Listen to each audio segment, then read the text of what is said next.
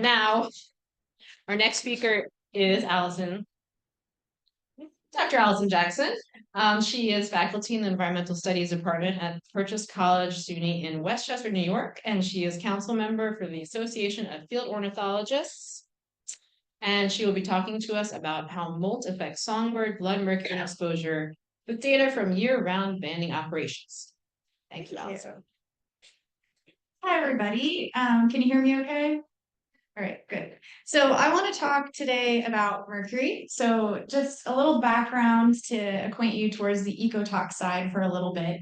Mercury is a global pollutant.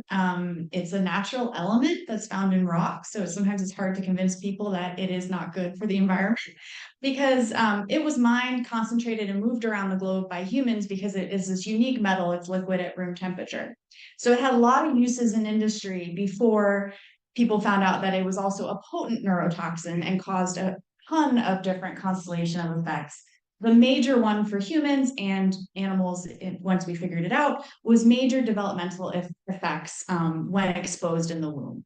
So now that we know this about mercury, it's regulated a lot more, but it's still moving around globally. So it kind of is a continuing global pollutant because it moves on global atmospheric currents to actually be deposited all around the world. So I'm going to talk a little bit at the end about Acadia National Park. There's places where that are protected, but still get mercury deposited in them because you can't stop the air from bringing mercury in. And so it's mostly deposited and ends up in freshwater, marine, aquatic systems. It can be found in terrestrial, but usually at kind of lower concentrations in a purely terrestrial system. So we think about mercury a lot of times in the fish that we eat, right? So that's because we know that it biomagnifies and it bioaccumulates in fish species, and that aquatic environment was really important for mercury. I don't care about fish. I care about birds. So I'm very interested in how birds get exposed to mercury. So one of the things that I'm not going to go into a lot of detail about is this idea of methylation, which is that mercury has to have a carbon group added to it to be able to be bioavailable and taken by organisms. The highest methylation rates usually occur in wetlands, so we often see higher mercury levels in biota that live near wetlands. But individual exposure is also influenced by diet and trophic levels. So birds that feed on an aquatic-based diet usually show high exposure, especially if they're kind of high up on the food chain, because with it biomagnifying through the trophic levels, if you're eating high trophic level prey, you are then, pretty high up there. So when we're thinking about fish-eating birds, it makes a lot of sense. I don't care about fish-eating birds. I'm really interested about songbirds and mercury. So stick with me because everyone's like, now you've gone so far from a tuna. What are we even talking about? But I've been studying for a really long time songbirds and mercury. Songbirds as a group, as you know, have really diverse foraging and diet preferences, and many have ties to aquatic food sources, even if we didn't quite realize it. So I figure, you can kind of picture a dipper that's actually foraging in an aquatic body. And then you can kind of picture a bird like maybe a tree swallow that's eating a lot of emergent aquatic insects. But actually what we found over the years is that there's plenty of bird species that we wouldn't have thought were really targeting aquatic prey sources, but they are getting exposed to aquatic mercury, usually through some of these trophic linkages. So if there's a big pulse of emergent aquatic mayflies, say, even if a bird isn't actively eating those mayflies, the spiders and other riparian predators that are in that riparian zone are taking up that. And then it just basically is a trophic transfer. So we can see that things like a Carolina wren, which no one would kind of picture as an aquatic obligate species, can end up with really high mercury levels. So I want to talk about one of the first studies that I worked on, which was looking at Carolina wrens on the South River in Virginia. And so this was a project that I got involved in when I worked at the Biodiversity Research Institute. And this was fresh out of my master's program, and I was kind of brought on to be the person looking at this, the effect of mercury, which this was a heavily contaminated river site, on breeding Carolina wrens, because Carolina wrens were some of the highest levels in that area. And so they were like, if we have to focus in on them and figure out if it's affecting their ability to breed. And we found, long story short, a really big impact on female blood mercury concentration and the probability of the nest being able to fledge at least one young. So we were seeing much higher rates of abandonment on the site that had high mercury exposure, probably because it's a neurotoxin. So either it was causing a developmental impact or it was causing a behavioral impact that was making them then abandon their nests.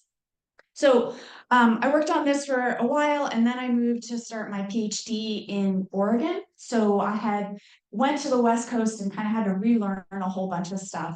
But my PhD mainly focused on riparian songbirds in the Willamette Valley. So the Willamette Valley runs kind of through Corvallis up north into Portland.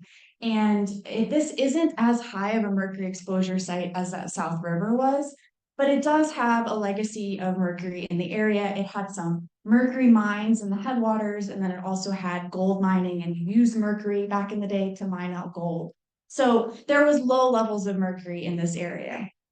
And so what I was really interested in was that looking at for a bunch of different bird species, how what they were eating impacted their mercury exposure. So I quantified this using stable isotopes. So I took blood samples from these birds. I was able to get a stable isotope and a mercury level in their blood. And I found that the proportion of aquatic prey assessed through this carbon isotope correlated with their mercury concentration. So if we look at the different birds here, we have yellowthroat, song sparrow, spotted towhee, Swainson's thrush, and yellow warblers. We can see that as you basically increase the proportion of aquatic prey in their diet, we see that corresponding increase in mercury concentration. And so some of these birds are not eating a lot of aquatic prey, like down here, the Swainson's thrush in that area was eating mostly terrestrially, but we could still see that correlation. So a generalist like a song sparrow who, I would sing the praises of a song sparrow all day, every day. I just love them so much because they're so flexible. I was able to show. So yeah, some of them are eating mostly terrestrial based prey, and they have lower mercury concentration than some that are kind of on the other end of the spectrum eating aquatic based prey. So these two projects that I've talked about are basically breeding season only projects. In Oregon, the breeding season could be pretty long. So I was actually catching birds from April to August. So there's kind of a component of this work that also looked at how they're shifting their aquatic reliance. They're relying more on aquatic prey early in the season, and then they kind of shift to terrestrial prey at the end of the season. But I wanted to highlight now, while I get into my mercury molt project, kind of the drawbacks of some of my sampling strategies. So I have always targeted the breeding season because this is the time when you're most likely to see the direct effect of mercury exposure, if we're talking like reproductive developmental effect. And it's a critical time in the life cycle, we can all agree on that. But it misses a lot of the overall annual cycle of what's happening with the bird. Also, I always have used playback to catch birds, which works really well to target that I know I'm catching a breeding male on his territory. I end up getting mostly males, but at least I know that this bird believed this was its territory because it came into playback. And it also helps me get the birds process really quick because I usually just sit right by the net, put on a playback, and then I'm able to get the bird out of the net, bleed it, and let it go in a really short amount of time. So target netting worked great for the mercury work that I was doing in the breeding season, but I've rarely had funding to revisit areas. A lot of times we're working on projects where it's like, go out and assess what's happening in this year. Once you find out that it is high or low mercury, you're not really asked back. So during my PhD, I started this collaboration with the Louisiana Bird Observatory and their bluebonnet bird monitoring project. So they were catching and banding birds year round in Louisiana. And they wanted a general assessment of mercury exposure because they were in a location in a swamp. And so we collaborated, we got together to be like, okay, if you send me the samples, I will run them for you. And it kind of started out as like, we'll just see what it's like. For this project, I've never been to their banding site. I was just the person who got the blood samples in Oregon and ran them. I was just the lab technician. So the data that they collected, we kind of thought, oh, we'll just start with this assessment of the different species. And this is really interesting. Don't be too concerned about these levels. None of these levels are crazy high. It's that this is in dry weight, and the Carolina wren graph that I showed you was in wet weight. So nothing was of like super conservation concern mercury levels wise. But they had a bunch of species that they were able to catch, but they really could catch a lot of certain species like Carolina wrens and northern cardinals because branding year round, they're just getting those recaptures over and over again. So that high data density for common residence birds really got me thinking after the first year. I was like, this is pretty awesome. This is data that I would never have on my own because I'm just going out there targeting for a short amount of time and then I'm done.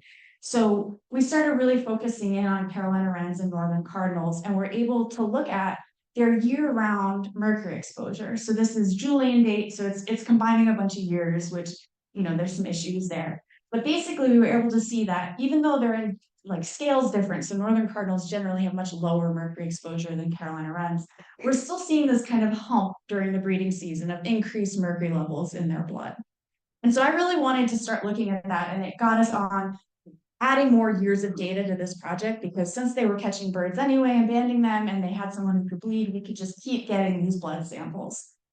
And so what we ended up figuring out was that we could see this really strong effect of a bird molting on its blood mercury exposure.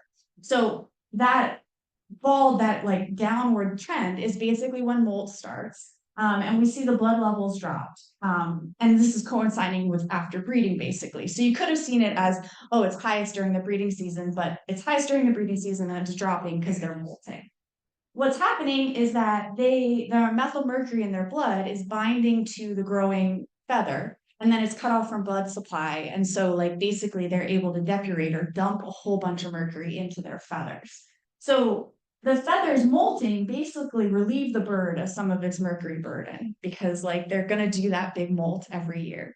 And so this is looking at the cardinals and the Carolina wrens. It's really rough at this point. This is basically if the bird was caught and had any molt score on it, it's in red, and then not molting is in black. So you can kind of see them dipping down when molt starts.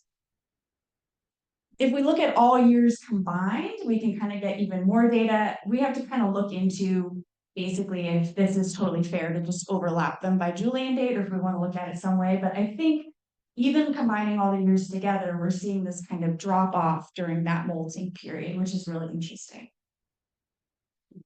So we also were able to pull out hatch years versus adults. And in this one, it's kind of cool because you can see the adults generally have higher mercury exposure and the hatch years generally have lower. I think that the hatch years are eating the same thing. I think sometimes people will say like, oh, it's because they're feeding on different things. I think Carolina wrens are eating a lot of spiders regardless of who they are. But the hatch years are just growing so many feathers in that time period that they're just dumping mercury into their feathers. And so we need to look into that more to see like where in the hatch year, like independent life they are at that point. So yeah, they've been basically, this kind of solidified to me that if I'm catching birds for a mercury exposure study, I don't want to use hatch years at all, even if they're free flying independent ones, because basically it could really underestimate the mercury exposure during the breeding season, because if you get a blood sample from one of them, they basically could show hardly any mercury, where a corresponding after hatch year would have high mercury. And I think the coolest part was that they were able to get so many recaptures of these birds, which I don't know if like, I bet with the cardinals, they were really annoyed that they keep getting recaptured. But for Carolina wrens, I mean, it's just so interesting to be able to have this type of high quality data where we can see. So now the lines connecting are the same individual over time. So the other graphs were just like, was a bird molting and show it that way. This is now connecting that you can actually see individuals dropping down in their mercury and then potentially coming back up at some point. And then that the hatch years are generally lower, and it doesn't seem to matter if they're molting or not molting as much. So if we overlap all the years and just look at those adults, it's really kind of this interesting thing where we see this like complete drop off in blood mercury level. I think this is one of the interesting things for mercury and why it's so complicated to understand in songbirds or in birds in general is because they can molt. So they actually, where a tuna doesn't have a way to get rid of a little bit of mercury, the birds really do, because they're going to drop those feathers every year. So the conclusions from this work, which are, not published yet, it's like one of those slow, like when you add a side project in your PhD, you don't get around to publishing it all that fast.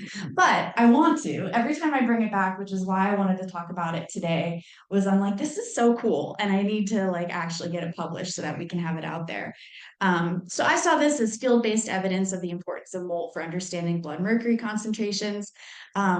It's a mechanism for even highly exposed birds to potentially reduce their mercury load.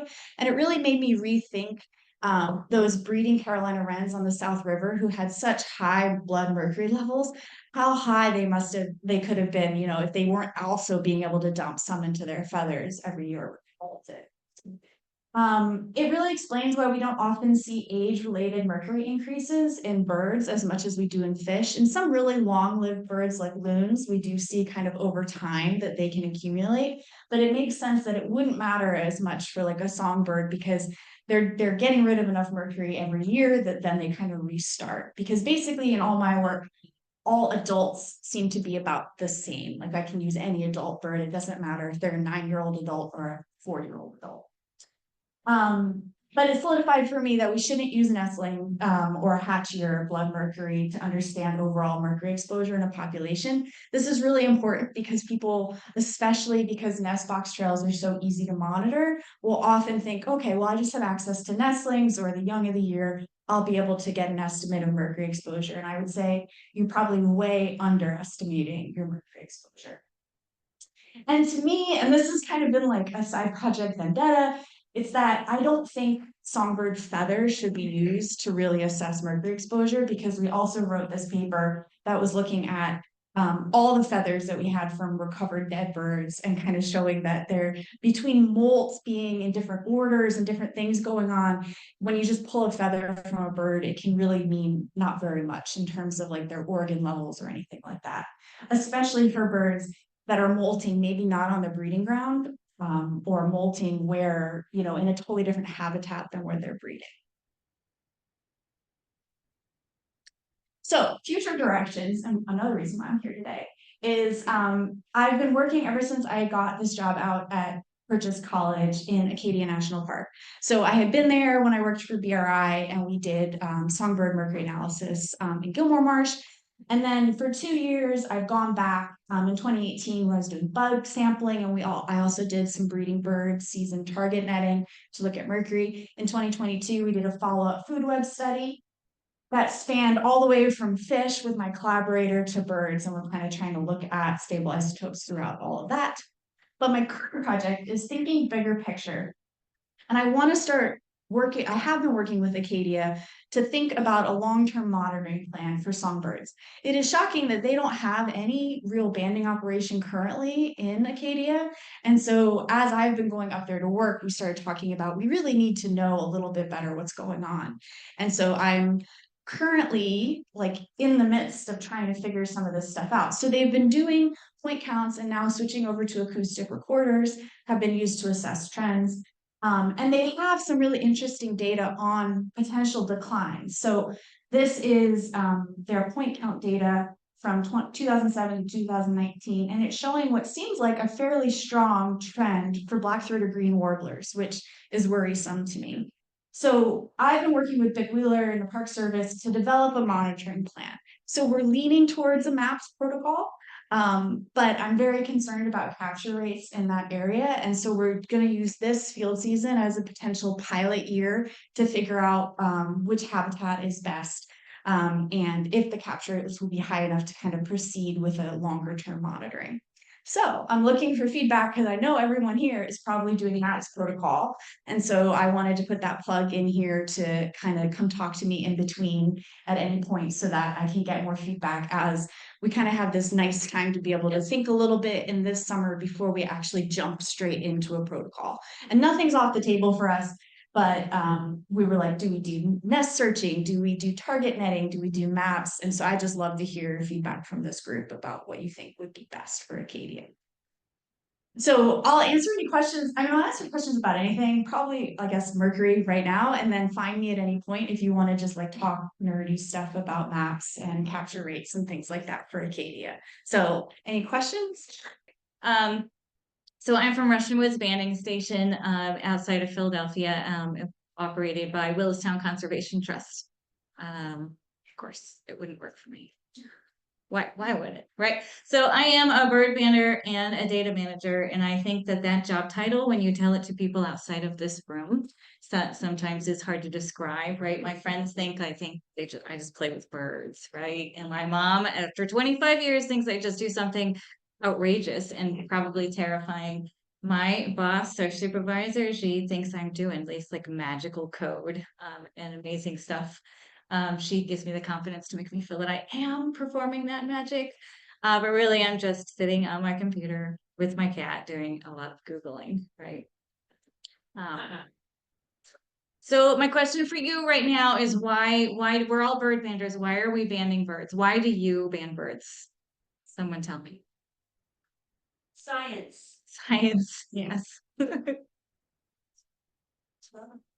It's fun. Yeah, it is. That's true. It's fun. Data, right? Education, yes. Yes. Conservation, outreach, education, science, all of that. That's why we're doing it, right? And what I truly believe is that Thomas Lovejoy had it right, is that if we can take care of our birds, we can take care of all the problems in the world. There are indicators, right? So the birds are their greatest tool.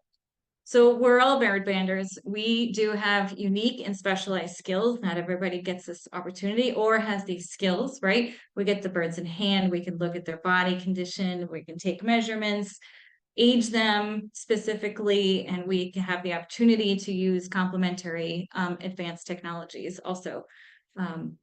But we are also collecting mountains of data when we're doing this. And I don't know about you guys, but the time to do something with that data is usually at the top of that mountain.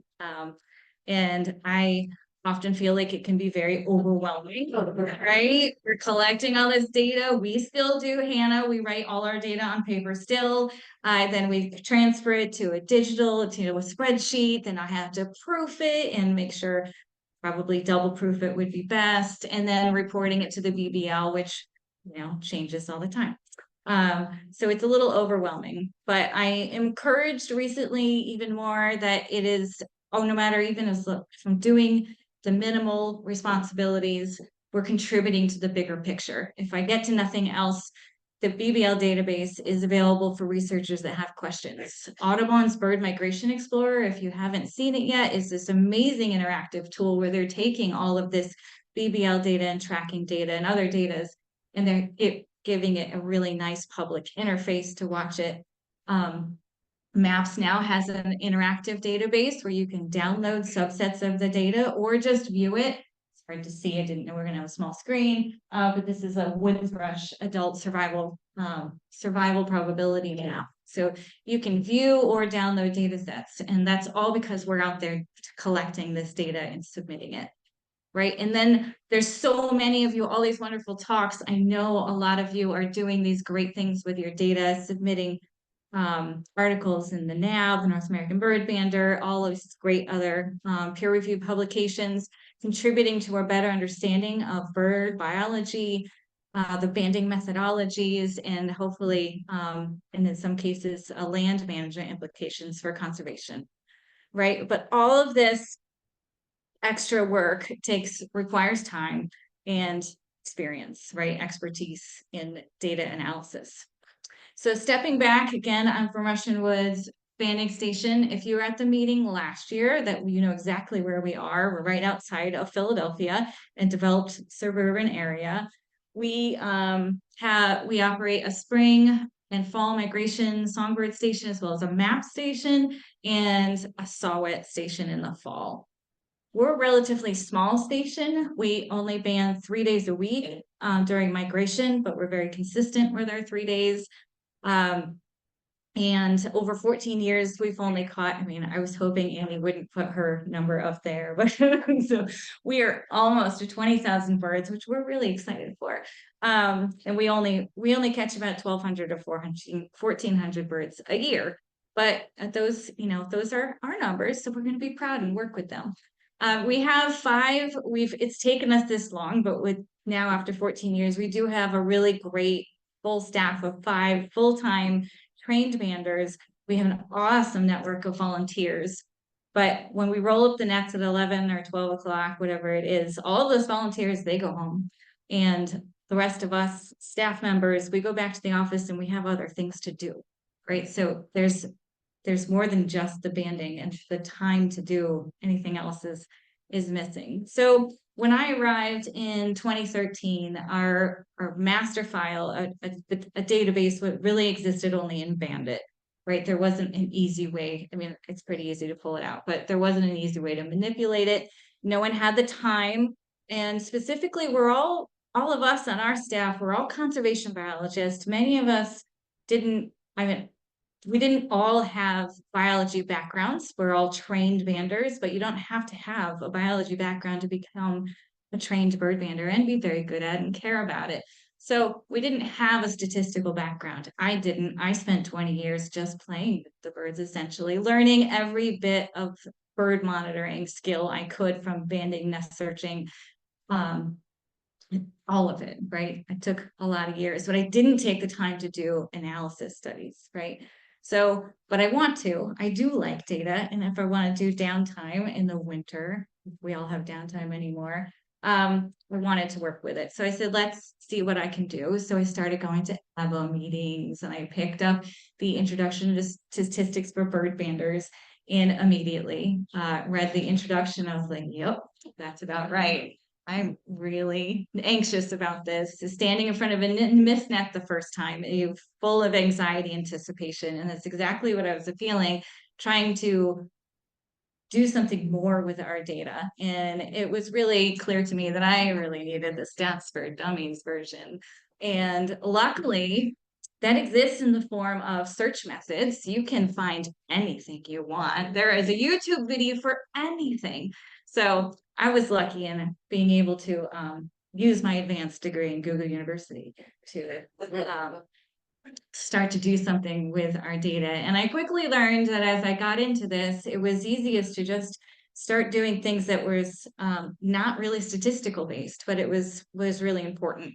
So it's more than just statistics. And just using Excel, I know this is really going to put me in an embarrassing spot after all these talks and all the people I know are in this room. But I was just learning what pivot tables were and how easy it was to just take these quick little click and turn this 25,000 rows of data into something really easy and digestible. So mostly spent a lot of time summarizing the data, making little graphs. I think graphs are kind of boring, though they're a very nice way to represent things. So I started adding graphics in there to try and make it a little bit more fun and presentable.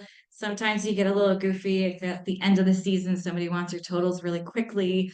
I start, making cardinals talk their totals out loud and have a little fun with it.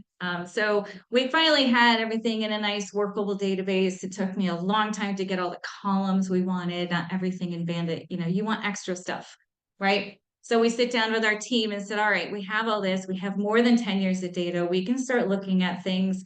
What do we want to do? What is our target audience? How are we going to do this? So we really decided we want to start with this. We want to start by telling our banding story to general public. So we knew we wanted visually appealing data that was understandable. I love all the other graphs, but they're kind of hard to interpret. So if you don't have that statistical background, we wanted to be able to use these photos. Photos are a very powerful tool.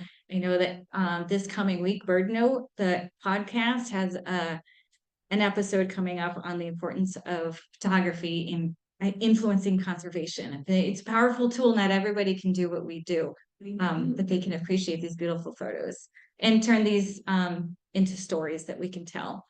So we started by just doing weekly blogs from our banding station just to our email list and telling them the highlights of what we were doing. That also served for a reminder for us throughout the year. We took all of that initial data download and turned it into a 10-year summary report that gave us a template to be able to produce annual reports and just kind of update our summaries. And then this QR code would take you to our newest banding summary, which I also have some printed copies here if you want to. And this is how we really communicate our message to our general public and our audience at this. I work for a land trust. So some of the things that we have done is, one spring we were out in 2022 and thought we were catching a lot of woodpeckers, and it sort of seemed like this was an anomaly. And we weren't just catching a lot of downy woodpeckers, we were catching a lot of everything. So we wanted to pull it out. So we just did a very simple pivot table again, and put it into a graph, purposely color coded it to match a photograph of affiliated with the colors, through a little woodpecker that was climbing up the outlying number of the year that we had the birds.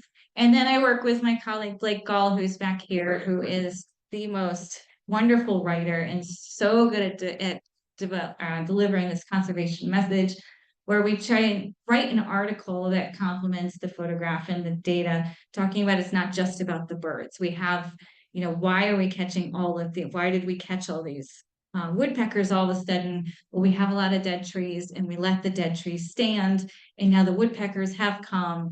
They're going to use the habitat. They're going to create secondary cavities for that, and just sort of really deliver the whole message to them as quick as we could.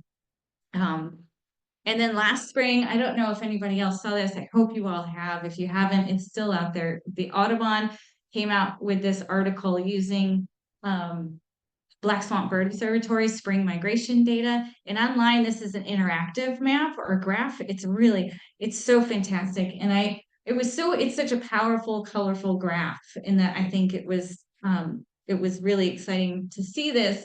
And it's a question we get all the time. When are our birds coming through? When will they arrive? When will they leave? When were the wood thrush coming? So I thought this was such a great visual tool. It took me a full year to gain the courage, but all of a sudden I was like, well, why don't we just try it? And sure enough, it was just a pivot table that I could gather, date and month. And I cherry picked my birds, because we don't have the numbers that Braddock Bay or Black Swamp or Buttermill has. So I just used, we had plenty of catbirds to show their trends. And I know that hermit thrush come later. So I pulled all my hermit thrushes out of my other thrushes, used an area graph, and this is all just done in Excel, and pulled it out. And it's not as pretty and it's not interactive, but it still showed what I wanted to show, to the different waves of the species that come through, and it reflected by the number of the birds that we get of those species. And I copied Audubon article and I put the pictures up there and our birds, and this went in our newest article, and just talking about the arrival of the birds as the story. So that was just one thing.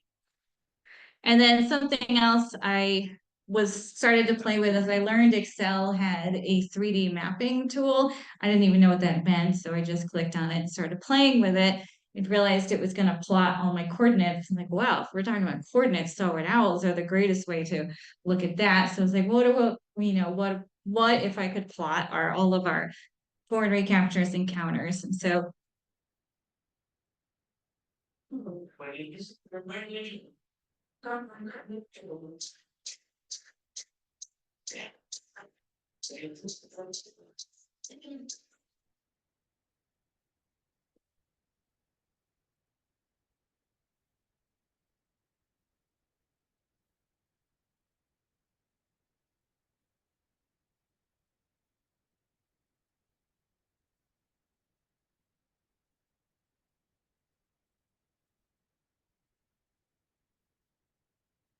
too much time. it's terrible. I always say I'm too tired, but I guess it's because I stay up doing these things. But I thought it was a fun way to animate our saw-whet owl data. But really, those are just some of the tools that we have used to share our banding story with the skills that we have. I'm learning and trying to learn more about statistics and really modeling our data. But until then, summarizing it and getting our message out is what we were focusing on. And it just coming back to this bird migration explorer, which really all of our contributions are coming back into this.